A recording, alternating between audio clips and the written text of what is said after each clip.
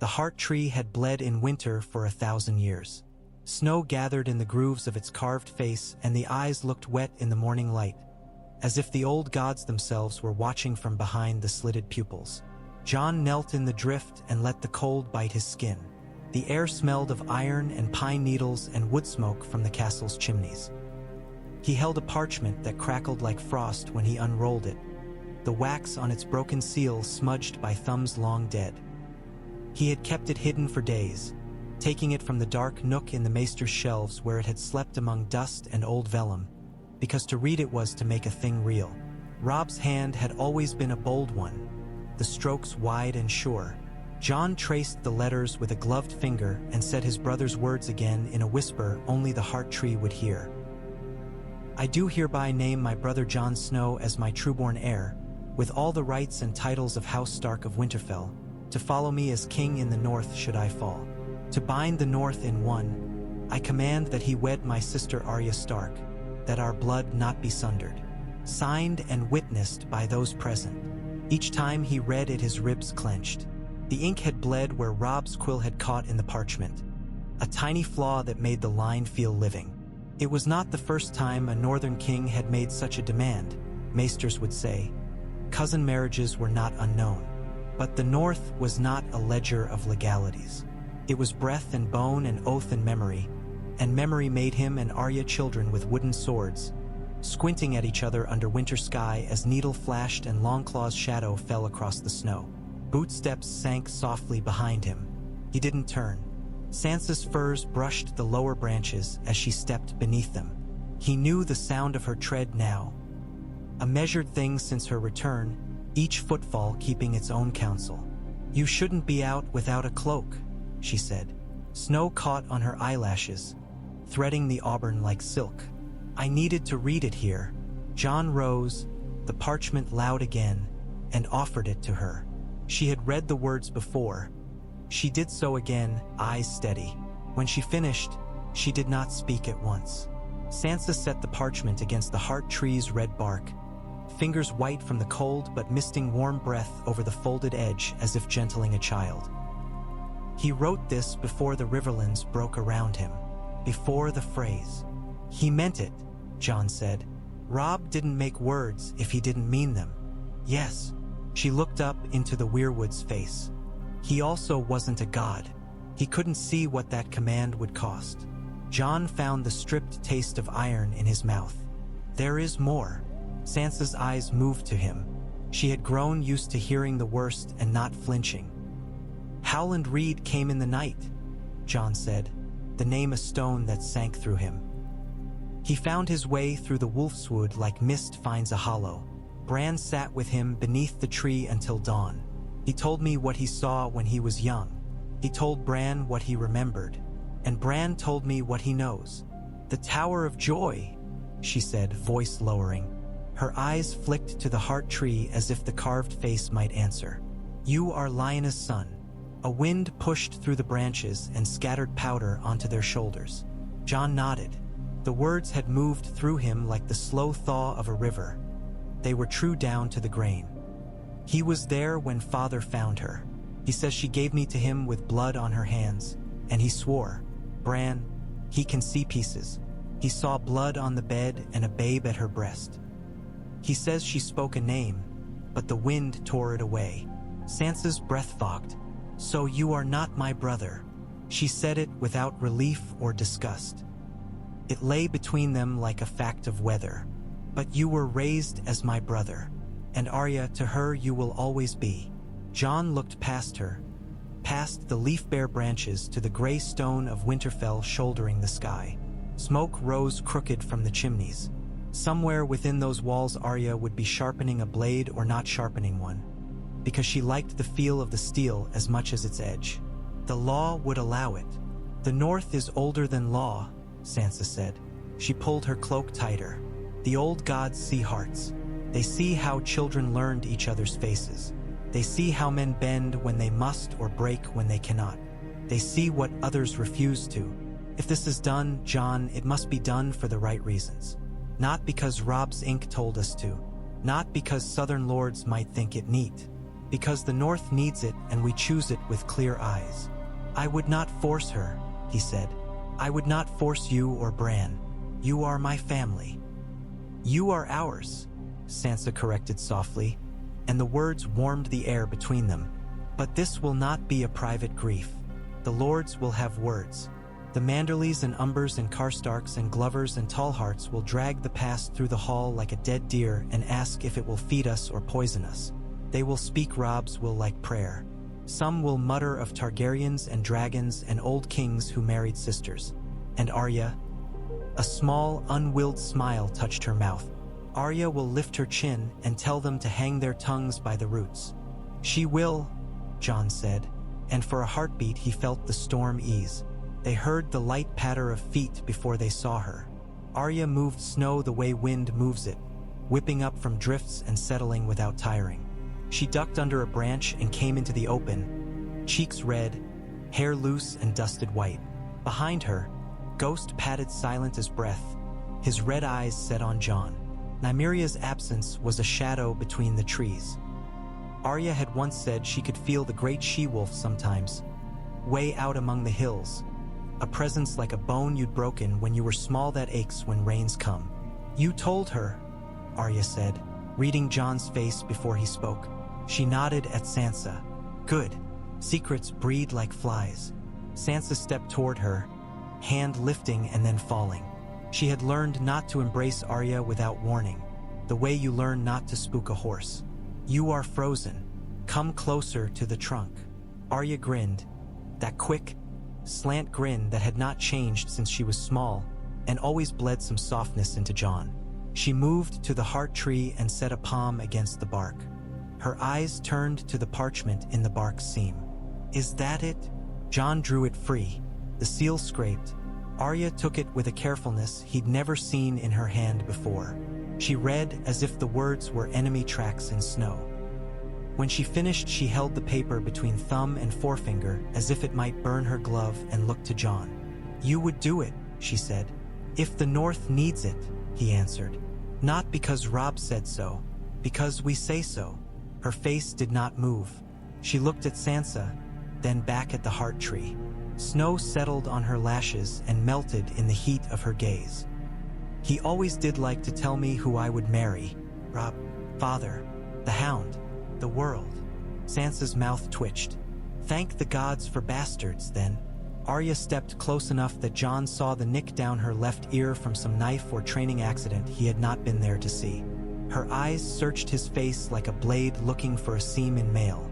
Tell me true, Jon. Do you want this? He wanted the North safe. He wanted those under his roof fed and warm. He wanted to send men south with their sons to see them return.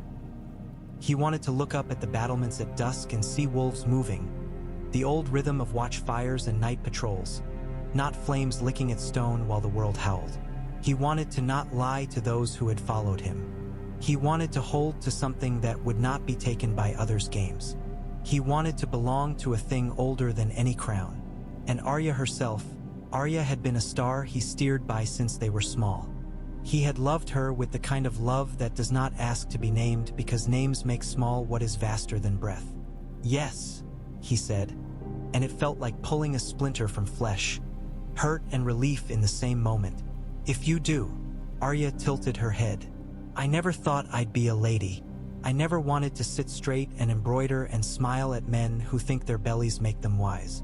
I never wanted to be anyone's anything. But I want the North. I want it well. I want the children here to sleep without knives under their pillows. I want to look at the heart tree and not think of all the ghosts we've made. And she let out a breath through her nose. I want to stop running for a while. With you, I could do that without feeling my feet rot. Sansa laughed, a sudden gust that surprised her. Gently put. Arya's lips quirked. The laughter cracked the grave air that had always ruled Godswoods. Tell the lords, then. Let them bark. We will answer. They did. The great hall of Winterfell filled slowly as storms fill valleys, first with mutter and smell and small tight knots of men, then with a roar of many voices. Servants stoked the fires until the heat reached the first benches. The banners hung heavy from rafters, damp from snow shaken off at the doors. Davos stood by Jon's left shoulder and did not speak unless asked to. His face had a way of taking men's heat and sending it back cool. Lyanna Mormont was a green sprig among graybeards and thick-necked lords with scarred hands and opinions like millstones. She stared them down like a hunter stares a bear and did not blink. Bran was brought in his chair and set beneath the direwolf carved above the dais. He seemed both here and not, his eyes not quite upon the room, and the back of Jon's neck prickled each time his brother spoke without moving his mouth full to shape words. When Jon laid the parchment on the Lord's table and spoke the words aloud, a sound like wind moving through dead reeds spread over the benches. Sansa's face was still. Arya's was not present. She had insisted she would hear their decision and not listen to their arguments, as if the listening would give ground where none was owed. She remained in the yard. They all knew, breaking the day into the measured rhythm of steel meeting wood as she drilled the younger guards. Wyman Manderly rose with the effort of a man pulling a ship from shingle and put his thick hands flat on the board. His rings had been worn smooth by years and stew and salt. Robb Stark was a king. A poor one, once he let his cock guide his crown, he said, and a grumble rippled through the room. He let a smile crease his cheeks. But he was our king, and his will is the last word he put to the future. The North learned the price of divided blood when the Red Wedding cleaved us, and yes, I say its name and spit after. He spat on the stone. If good sense and old blood together can bind us, I say we do it. Meage Mormont, recorded as fallen and returned home under a black sail. Her sister Alysanne had come in her stead, broad and brisk, with a sword at her hip and her hair in a rough plait like rope. We are no Southron cousins, she said. Our gods take oaths as more than pretties. If it is done under their eyes, and by the heart tree's roots. Robert Glover's jaw worked. We pledged to Jon already, he said, as if resentful of his own words. We pledged not because parchment told us to, but because he bled with us. I know the old way.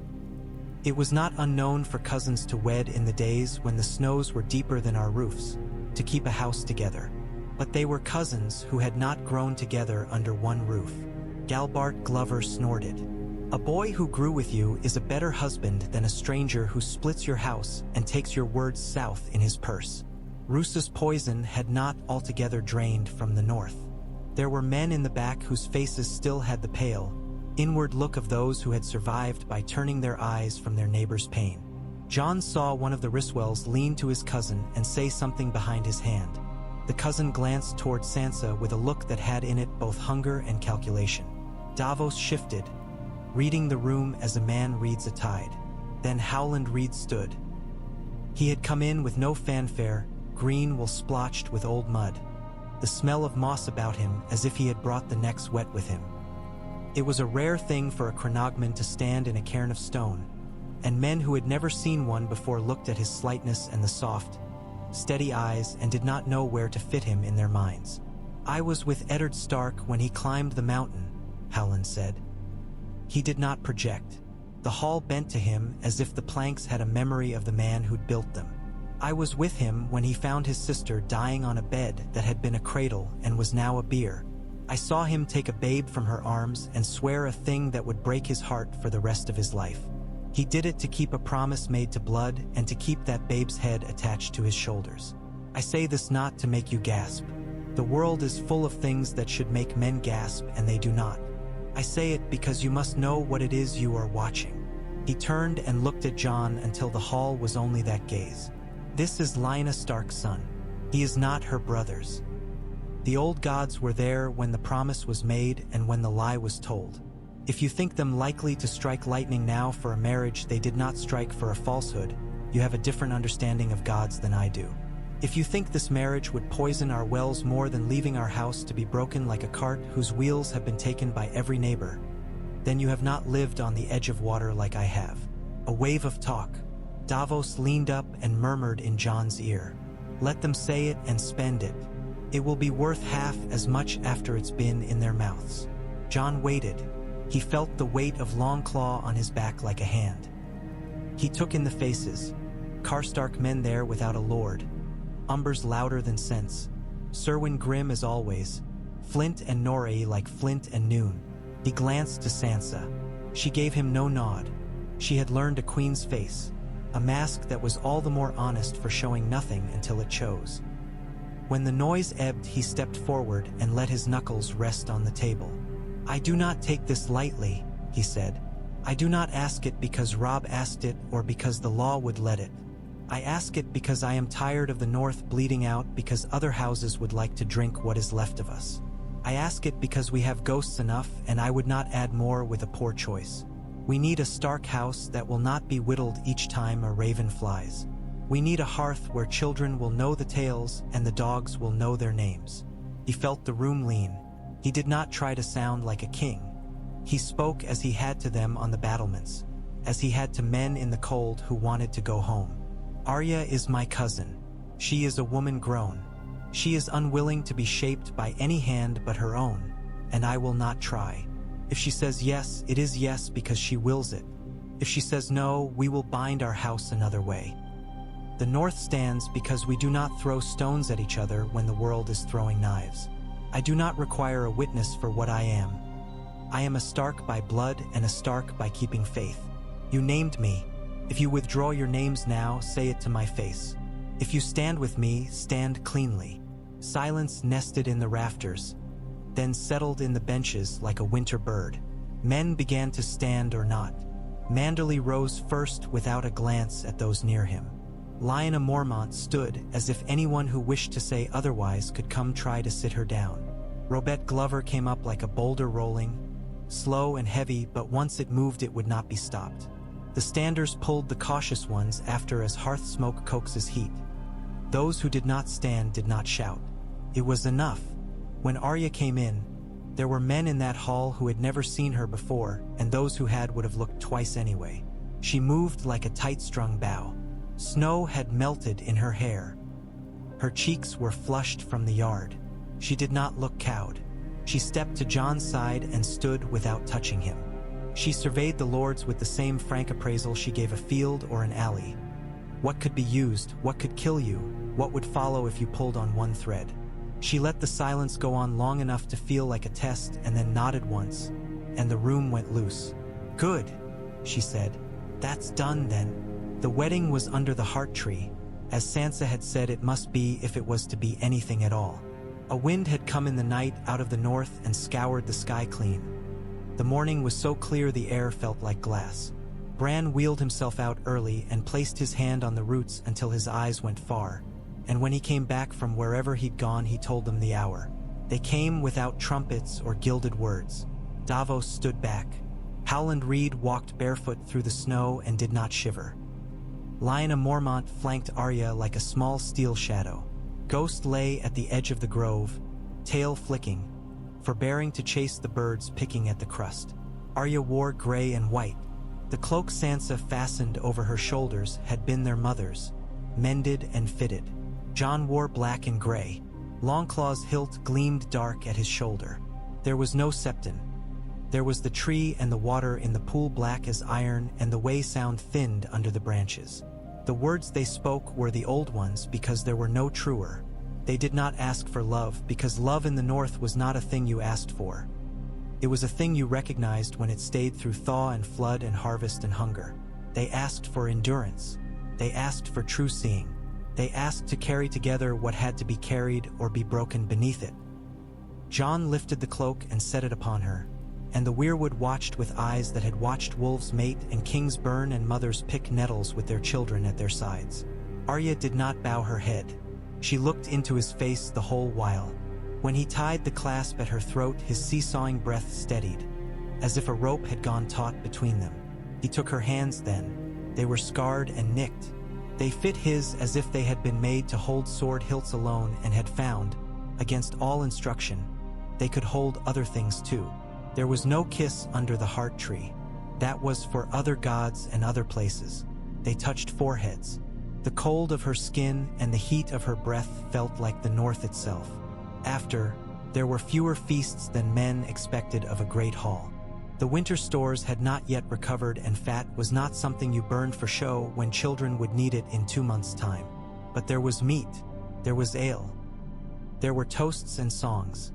Even the sad ones were sung as if their sadness gave strength and their ends were not ends but roads to where you sat now. Sansa made sure the women who had worked the ovens ate before the last dish went out, and Davos caught a scullery boy trying to slip a loaf under his jacket and gave him 2 more and told him to try to look less like a thief in future. It was a good night because it did not pretend to be more than that. Jon and Arya stood side by side at the dais until the stools felt like stones, and then they slipped away not because a chorus of cups demanded it but because the hour was theirs to divide. They went to the small room off the solar where the hearth was near and the windows looked west toward the Wolfswood. The fire burned low.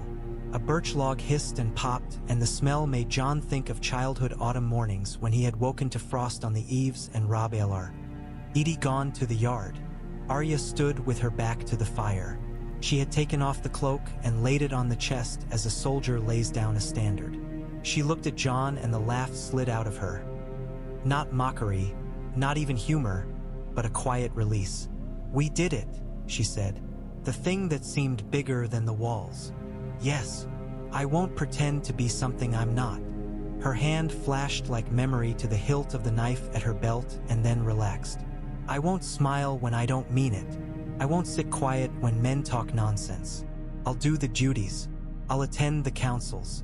I'll ride the circuits so the small folk can see we are not just a voice that arrives by raven. But I won't stay still too long. If I do, I think I'll rot from the feet." He felt the truth in that and was warmed by it instead of chilled. "I don't want you still. I want you as you are, with the corners sharpened by time. We'll make a shape of this that is ours. There are 1,000 ways to keep a house. We'll do what the old ways allow and what need requires." He hesitated. "And if in time you wish, if we wish, to call what is between us something more, we'll let it come on its own feet. I won't barter you." She moved closer and put a hand against his chest where the wool was worn soft. "I never needed to be bartered. You were mine long before any words. Not for kissing or keeping. For knowing how to stand back to back and not be cut. That is more than most have," he said. They went to sleep without ceremony, tired to the bone, the fire low. He heard her breathe beside him, and the sound was like snow falling on a lake, soft and regular. In the middle of the night he stirred and lay awake and thought of the dead and of the living, of the lines of duty drawn across the land like rivers that sometimes flood and sometimes run dry, and at last he found the shape of peace in the thought that he would not have to hold it alone. The days after were not different and were. The Ravenry still smelled of droppings and grain. The East Tower still needed a mason with hands better than any they had. The Winter Town still gathered smoke in its alleys like old women gather gossip. But Arya's presence changed Winterfell's walking. Men started leaving more of their words unsaid because they had learned that words said in haste sometimes came back to them at knife point. She took to riding the walls at dawn and dusk, eyes sharp for any odd thing. The new flag above a minor hall that should not be there, a man's face at the edge of the wood who seemed to be counting the riders. She began drilling a handful of the younger women in the yard, girls with eyes like river stones and hands that had learned to carry pails in winter without spilling. They called themselves the Knight's Teeth half in jest, but the name held. Others joined. They trained to move without clanking, to see in snow glare, to vanish in shadow. Jon put Davos over them as steward. Davos looked baffled and then gave them the same steady wrong-footed care he gave everything, and the Teeth adored him for not trying to own them. Sansa watched her sister's strange light with both worry and pride. She came to the yard one morning and stood with gloved hands clasped, gaze narrowing at a sequence of moves Arya demonstrated with 2 knives that made the swordmaster at the other end of the yard pause with his mouth open. When Arya finished and flicked a blade into the air, so it landed neatly in a block at the end of the row, Sansa said, "Would you teach me?" Arya's head jerked. Sansa's expression did not change. "Not to do all that," she said, nodding at the sequence. "To see the room the way you do. To count and weigh without anyone noticing." Arya looked at her long. "Yes," she said. "Yes, I will." The next threat did not come as a sword at the gate. It came as a raven from the wall, and after a space, as a creaking door opened to winter. Tormund Giantsbane, beard crusted with frost, eyes black as buttons pressed into snow. He strode into the hall, and the cold came with him like a squire bearing a banner. He smelled of the wind that has blown too far without finding a fire. The dead are walking in a road that stretches from the end of the world to your doorstep, he said without greeting. We threw the last of our spears at them, and they threw back our dead with ice in their mouths. The wall keeps men. It does not keep wind. Jon felt the world tilt and right itself. He had been waiting for this, not in dread, but in the cold acceptance of a man who sees a storm on the horizon and knows his roof is as tight as he can make it and that the storm will take what it will. He ordered fires checked and stores counted again, and men sent with empty sledges to the fishing lakes while the water still moved. He sent ravens south. He sent one to Dragonstone with a hand that tensed over each letter. The painted table. The woman with silver hair. The dragons whose breath might meet the winters. The reply came as quick as fire runs on dry grass. A fleet, gray sails without sigils he knew, for to come with Targaryen banners would draw knives the wrong way. Davos read the note and grunted and went down to White Harbor to see that the cargo, dragonglass, was unloaded and carted north with a secrecy that would have pleased Varys himself. Gendry came with them because you cannot ship glass and expect it to leap into spearheads. He walked into Winterfell with eyes everywhere and a wariness that fell off him when he saw Arya. He smiled like a boy caught stealing and looked to Jon as if to ask permission to be human. Jon clasped his arm and set him at once in the forge. The first night he put a dragonglass blade in Arya's hand and watched her face through the heat shimmer. And then he turned away and beat steel into a shape that felt like a rhythm he'd forgotten and finally remembered. The dragons themselves followed later with the queen and a smell of burned sea in their wake. They came like knives in sun, air tearing around them. The men below chose to look or not look. Those who looked lost something in the old understanding of the world and gained something else. Distance, perspective, a fear that tasted like awe instead of helplessness. Daenerys Targaryen stood in the great hall, and winter hung heavy on the hem of her blue silk. She had eyes that had seen cities burn and still felt surprise when a hearth fire made a small suffering more bearable. She looked at Jon as if a debt stood between them neither had named. She looked at Arya and failed to place her, and then placed her and had the sense to be wary. "Your Grace," Jon said to her without kneeling. He did not call her queen because she was not his queen and would not be while his gods watched. But he gave her the courtesy due any leader who brings fire to a snowbound threshing floor. "My lords," she said in a voice that had learned to carry in courts, "I do not like your gods, but I respect what holds you together. I did not come to take your knees. I came to stop the dead from eating them." Sansa studied her as a cloth merchant studies a silk too bright for northern halls, weighing where it might still be useful. Bran's eyes moved as if seeing another face behind the one the hall saw. Davos stood more cautious than with any blade in reach. He had a fear for fires greater than men. They worked together because there was no other way. Dragonglass was carved and shaped and bound to ashwood shafts and hilts warmed by forge heat. Gendry's arms thickened and the veins stood out in ropes. He slept sitting up and woke with his hands still reaching for a hammer. The knight's teeth learned to move with glass blades that would shatter if handled like steel, and Arya made it a point of pride among them how cleanly a thing could be done with a weapon that would not forgive. The wildlings were placed where their experience of the true wild would matter, and Jon refused all suggestions to hold them away from the main line as if they were still an embarrassment. When men grumbled, he reminded them the wildlings had been the first to know the truth of what waited beyond the world. Daenerys stood on Winterfell's battlements and watched the sun go down in bands of bruised purple and sudden gold, and the fine hairs on her arms lifted as if remembering another wind. She came to Jon then, not when the hall was full or the morning full of men's eyes, but at the hour when cold sinks past fur to bone. "I know the thing you said in your letter," she said without preface, "about the promise your father made, about who your mother was, who you are." He looked at her. He had not told her everything, but he had told enough. "I did not ask you here to add a name to mine. I know." Her mouth went tight. "In another world, perhaps. In this one, you have a wife, and my dragon's fire is for the dead. I will try not to burn what you must keep." He nodded. There had been a time he might have been drawn to her. Perhaps some part of him still was the part that loved power when it was used to shield. But all of that was hypothetical now. Arya was not a hypothetical. She was a set of steps he walked in the dark and knew would hold. The battle itself came one night when the snow lay down and refused to be moved. The dead moved like fog. They did not shout or hoot or even clatter much. That was worst of all, the soft sound of bones over snow like mice in a loft. They came in a long black curve that outflanked the torches and then swallowed them. And when the first knives met frost-burned flesh and did nothing, shaping stopped a heartbeat and then began again, wilder. Jon had set the field as best he knew how and learned more from Arya in 2 nights than from half a lifetime of battles. How you do not feed a line more men just because it is buckling. How you let a pocket form and collapse it like lung.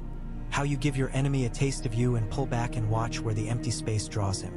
Dragonglass worked and Valyrian steel sang, and men began to believe and then not to believe and then to believe again in dizzying cycles.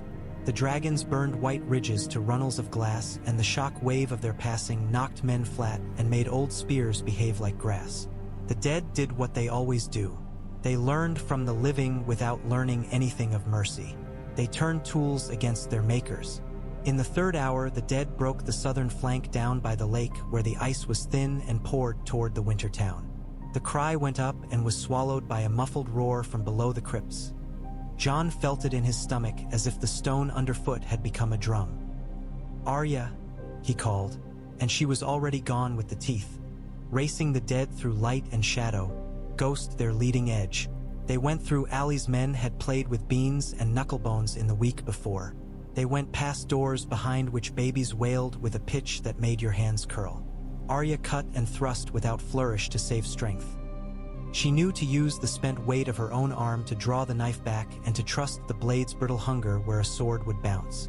When they reached the crypt entrance, the dead that had been stark were not the first through.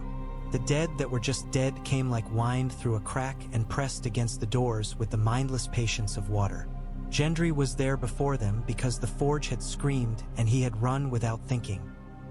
He was swinging a hammer and laughing and crying at once, tears freezing on his face, when Arya slid in next to him and set the teeth in pairs with a wedge man at their backs and then left them to do what they were now. She went down because Bran's face in her mind had turned to her in a way he did when he was not quite Bran, and she wanted to trust that look because she had no better thing to trust. Below, the dead in the crypts were waking slowly. Some had waked long ago and fallen apart, the old wood of their bones splintering harmlessly, the shrouds catching on rough stone. Some came up like slow anger. The stories had always said the crypts were safe, and that had been a lie because no place built by men is safe when a force older than men decides otherwise. But the North had been built to survive lies. The doors had been braced from within because Arya had insisted on a second bar, and a third, and Davos had found a way to brace the bars with iron and rope. The children and their mothers pushed back on the stone themselves and sang the old chants from before the first men crossed. And while they sang, they did not scream. And while they did not scream, those above them could fight. Jon found the White Walker in a gap in the line where the snow flung back moonlight. The thing was taller than a man by a head, and the blue of its eyes was the blue of deep ice, not the shallow blue of a winter day, a color that forgets you in the same breath it knows you. Jon raised Longclaw. The steel met the Walker's blade, and the sound was like 2 stones sharpened together and thrown in cold water at once. He was dimly aware of Daenerys' dragon like a moon passing overhead and then of it gone, flame trailing like a wedding veil burning. He gave ground and took ground, and his breath cut him inside. He had learned patience at the wall. He had learned a hunter's timing from Arya.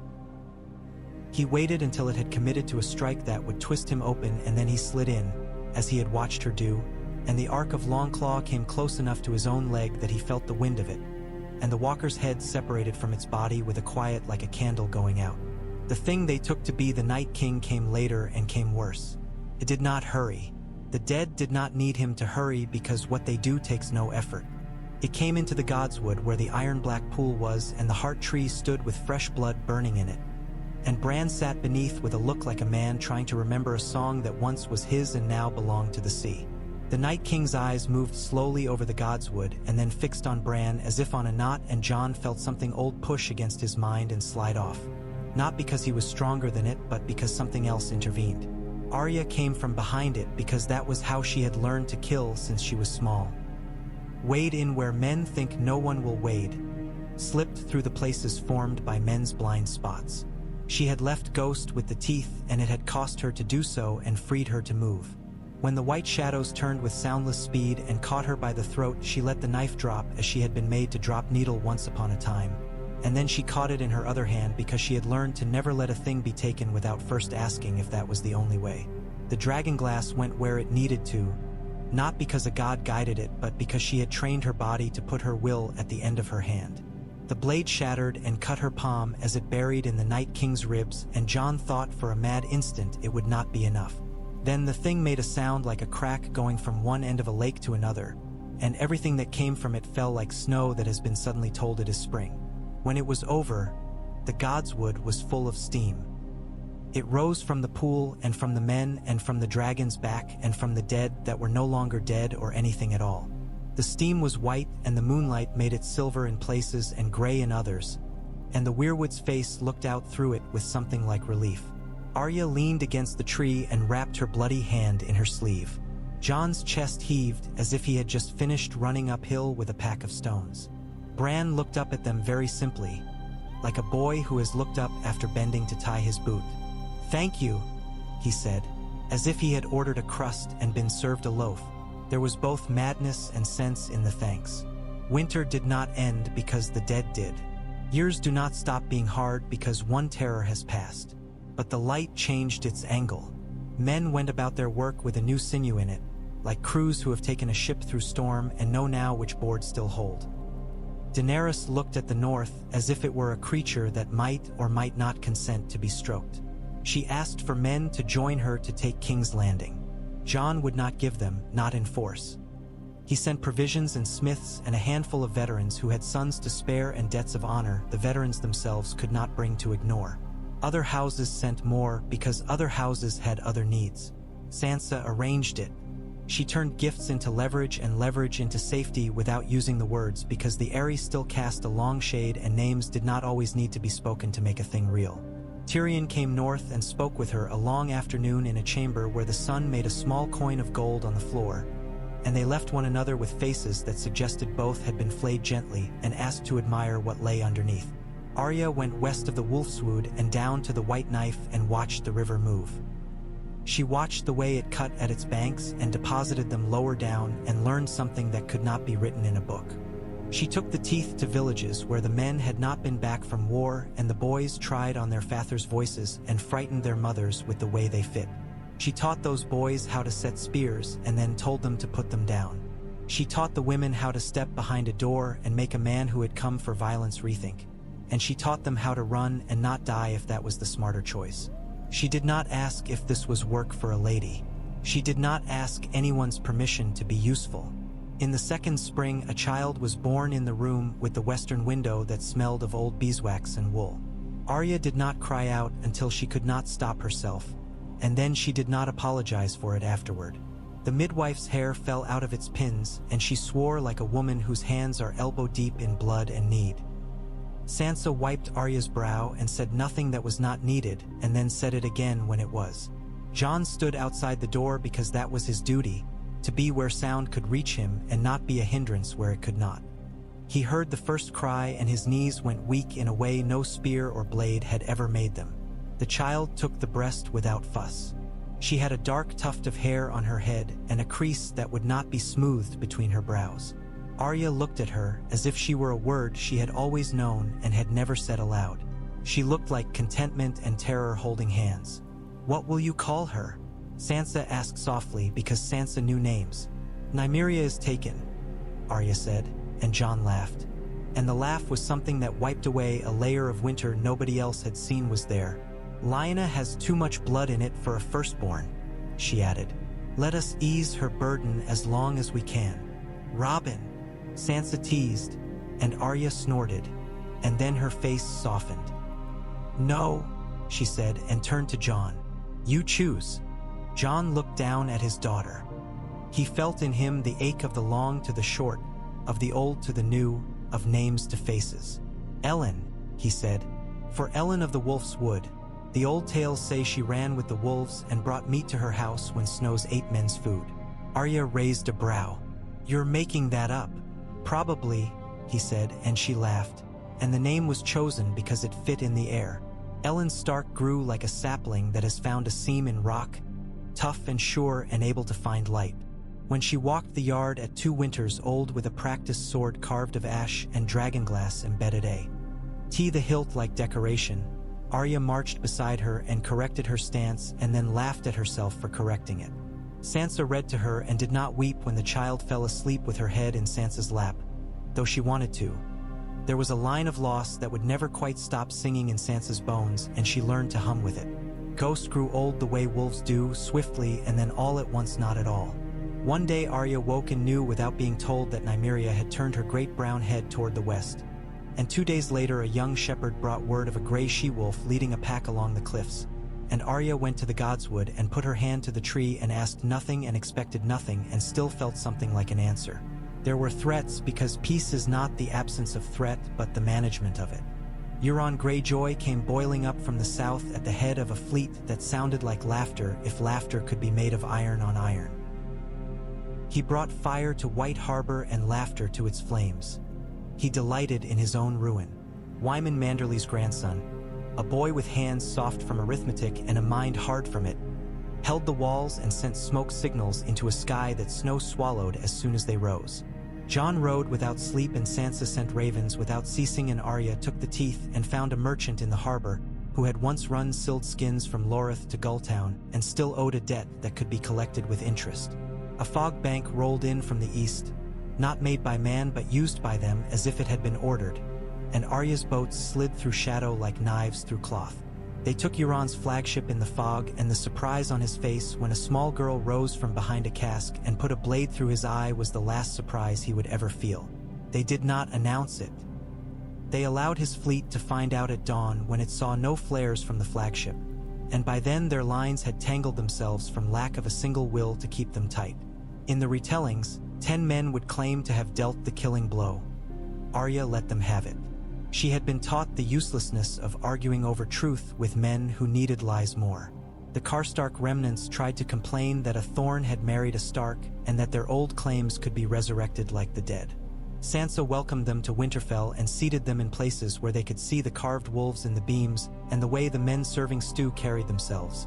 And by the time the second course came, the older Karstark was staring into his trencher like a man who realizes his road has taken him to a cliff.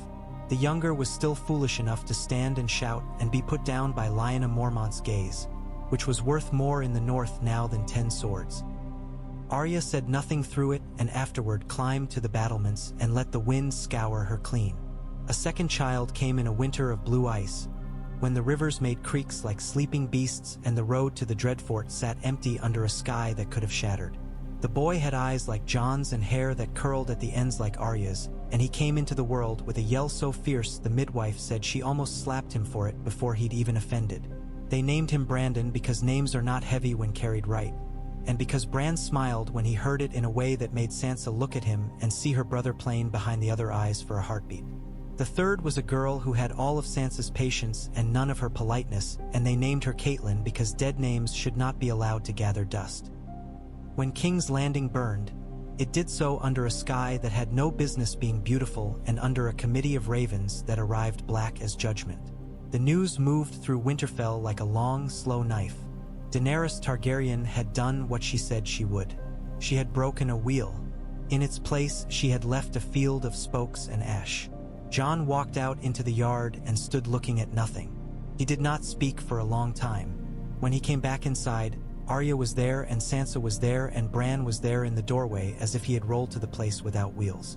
"I should have stopped her," Jon said. "You could not have," Sansa said, and there was more brutality in the kindness of it than in any harsh word. "I would have tried," he said. "You did," Arya said. "You left before you set yourself on fire to warm a woman who would rather be warmed by towns." He looked at her and the air between them hummed. "If she comes north." "She will not," Sansa said. "But those who say they follow her will, and those who say they do not will come too." Preparations were different this time. Steel, not glass. Siege, not frost. Men and women drilled not to hold back cold, but to hold back men who smell of garlic and fear and their own sweat. Money moved quietly to make other men's loyalty softer. The knight's teeth went south in 2s and 3s and sat in rooms where plans were made and counted the number of times hands touched map. Arya came back from one of those rooms with a smear of grease on her cheek and a look of having seen no reason to change the plan and many reasons to hate it. The war did not come to Winterfell because the world had had its fill of fire. It smoldered in the Riverlands and thickened in the Reach and bled out in the Stormlands, where men had always thought wind would right their boats and learned that it could not. In the end, it was not a dragon or a sword that put an end to it, but a meeting where men whose fathers had worn each other's blood sat at a long table and ate with wooden spoons and did not reach for knives. Sansa wrote the letter that made it possible. Tyrion got the credit in half the songs and none of the ones sung in the north. Jon took none of it because that was not the shape of his wanting. Seasons turned. Ellen learned to skin a rabbit and to make her own bed and to say no to a lord who thought he deserved a smile. Brandon learned how to undo a tangle in a fishing line without ripping it apart, and that is a skill more uses could be made of. Catelyn learned to be too quiet, and they watched her like cats watch a patch of sun on the floor. She learned to speak when the speaking mattered and to not be pleased by being clever when useful was there to be taken. Ghost died one morning under a sky so clear the air seemed thinner. He had come to a stop by the heart tree and put his head down and breathed out once and was gone. Jon did not speak for a day. Arya took Ellen and Brandon and Catelyn to the Godswood and told them the stories of the first wolves and the last wolves, and left out the part where wolves die, because any child who lives in the north learns that part without a story. At night, when the halls had gone to just the whisper of wind under doors and men who had drunk too much snoring like bears, Jon and Arya sat in the western room and watched the horizon darken. Sometimes they did not speak. Sometimes Arya told him about a woman in a village who had sharpened her scythe until it could have cut her husband in half, and then had used it to cut the reeds so the village could thatch before the rains. Sometimes Jon told her about a boy on the battlements who had counted stars until he had to name them to keep from counting the number of dead he had seen. They told each other small things like offerings. They did not use up the large ones when they were not needed, and so when they had them. Years laid down like rings. Winter parted its fingers to let spring grip for a while and then took them back. Bran went to the south a handful of times, not because a throne needed him, but because there was a need for a man who knew where the land had been before it was what it is now. Sansa traveled less, and when she did, she traveled as the air does, a presence you do not notice until you breathe it in. Arya taught. She hunted. She walked the walls at night, and sometimes she walked alone beyond the lights and came back with cheeks bitten raw and a look of having asked something of the dark and gotten the answer the dark always gives. Work. It was a smallness, in the end, that almost unmade a great many things. A food shortage not from war but from miscalculation. A river that froze 2 weeks earlier than the last 3 winters and caught boats mid-crossing. A lord's son who thought himself owed for being born with 8 fingers instead of 10 and looked at the storehouse as his own. He bribed a gate guard with bread because sometimes bread buys more heart than a gold stag. He moved 10 carts at night. The carts went into a ravine none of them knew was there and broke their axles, and the flour went into the snow as a cloud and then a ghost-white crust. And in the morning the ravens carried not just bad news but bad news with a sting in it, because shame attaches itself to the neck like a collar. Jon did not order heads. He ordered the gate guard fed and punished and fed again. Arya put the Lord's son to work in the kitchens and then in the fields and then carrying night soil, and each time he began to swell with spite she moved him to another task. And after a season he was quiet and his face had lost the set of a man who thinks the world owes him anything but the chance to work. The storehouses were managed differently the next year, and the carts were loaded and unloaded by those who had to eat the bread. The ravens carried different news and the stings softened. Old men died who had been boys when the rebellion took the first Stark father. Children were born who had never seen a dragon except in a carving on a hall seat. Songs were written and sung and forgotten and then rediscovered and sung again. Arya let the teeth grow into something else. A shadow network that belonged not to any lover of secrets but to the house. Like a dog that knows who belongs and who doesn't without needing to be told each time. They did not cut throats to prove they could. They stopped men from deciding one morning to go to White Harbor with a cart and a lie. Gendry married a woman of White Harbor who ran a boat faster than he could run. because that was how he measured love. And he visited in the summers and showed Brandon how to hold a hammer so that after 10 swings your shoulder is not broken and after 100 you can still raise your arm the next day. He and Arya walked the river sometimes without speaking, and when they parted they did not make of it a grief that overshadowed what they had. They had their own houses to keep full of breath. When Arya was 40, she had a scar on her left forearm like an inverted river and a streak of white at her temple that made her look as if winter had stood too close and left a mark.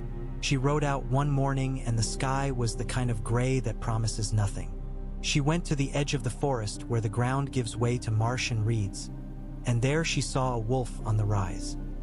It looked at her a long time. It was not Nymeria and was. The wolf turned its head as if listening to a sound she could not hear and then tossed it. Arya laughed out loud, a sound like a girl made of snow would make when she discovers she can run without melting.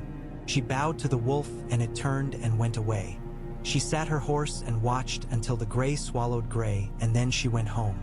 Jon's hair went to white the way snow takes a roof. One day it is gray at the corners and then you look up and everything has gone quiet.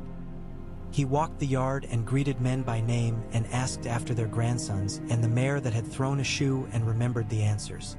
His hands had scars taller than some boys in the kitchens. He went to the godswood when he needed to and when he did not, because the heart tree did not care which, and that is a kind of relief. He put his hand to the bark and felt in it something that had felt him 1,000 times and did not need to remark upon it each time. Ellen married a Cerwyn boy who laughed like embers popping in a clean hearth. She took the name Stark with her wherever she went because some names do not get left on a chair when a woman rises. Brandon did not marry a woman. He married the holdfasts along the white knife, in the way a man marries something that owns him as much as he owns it. He had children nonetheless, because the North is not miserly with its lines if the work gets done. Catelyn married no one and built a school in the winter town where children learned their sums and their songs and the way to set a broken arm, and she made sure there were books about queens who did not wait to be chosen and about boys who got to cry and still lived. One night when the wind came from the east and tasted of stone, Arya and Jon sat once more in the western room. The fire burned low. The children had their own rooms now and their own worries. Sansa had sent a raven from the south with word of an old dispute over a boundary hedge settled by having the men plant a new hedge farther out and promised to let it be a thorn to both. It was a Sansa solution. Bran had written nothing in months. When he did, it was a note about a road that had existed and now did not. They put it with the others. You know, Arya said, when I was young I thought I had to go west of west to find the edge of the world, that if I didn't I'd be trapped by other people's maps. Do you still think it's there? Jon asked. I think the edge is wherever I draw it, she said, and then she smiled. And that is a more dangerous thing. For everyone. He huffed a laugh. We have made our own map. We have, she said, even if we had to tear up the first one to do it. He thought of Robb's ink, of their father's silence, of his mother crying without sound in a room he had never seen, of the dead cracking and the living going on. He thought of Sansa's hands holding a cup as if it were a thing she owned, and he thought of Bran's eyes looking someplace people could not follow. He thought of Howland Reed's mud on stone and of Lyanna Mormont's ferocity and of Ghost lying down and not rising. He thought of Ellen's first breath and of Brandon's first lie and of Catelyn's first time telling the truth when no one had asked. He thought of Arya's hand in his, and the way it had always been. We did not do it softly, he said. No Stark ever did, she answered, and the wind pressed against the glass as if agreeing. The years that followed were longer than some and shorter than others because that is the way with years. A plague came and the school in the winter town closed its shutters, and the children learned the old stories told through the shutters while their grandmothers set bread on the sill for those who had none. A summer came that was almost kind, and you could sit by the lake at dusk and listen to the frogs and think, for a little while we can breathe. Bad men came named with old names, and new men came who were bad without being named. And the teeth moved and the ravens moved and the storehouses were full enough to not make the bad men have the leverage they needed. The dragons went out of the world like sparks from dry bark. At the end, men only half believed they had ever been. The old gods kept their counsel. In the end, when Jon went to the godswood on a day, the snow felt like powder and the sky like a face pressed up against ice. Arya walked with him and did not pretend her knees did not ache. They stood under the heart tree, and the face looked down at them as it had looked down at their children and their children's children, and at all who had come to it with mouths full of need and hands full of nothing. Jon put his palm to the bark and watched his breath go in little clouds. He did not ask. He was long past asking. "You will go before me," Arya said quietly, not as prophecy or fear, but as a thing learned by living. "You always did. To the yard, to the wall, to the place where the hard thing had to be done." He huffed. "And you will follow and fix my mistakes." "I will follow and sharpen them," she said, and then she was not kidding. "You will go and I will go after, and our children will go after and return, and the house will stand." "The pack survives," Jon said, and the words did not feel like a line from a story, but like a muscle remembered after time and use. She took his hand. The scars lined up. His skin was thin and hers thick from years of making knives do what they were made to do. They stood as the light changed and the shadow of the branch above them crept. When the cold finally reached them, they went back into the castle, and there were children in the hall.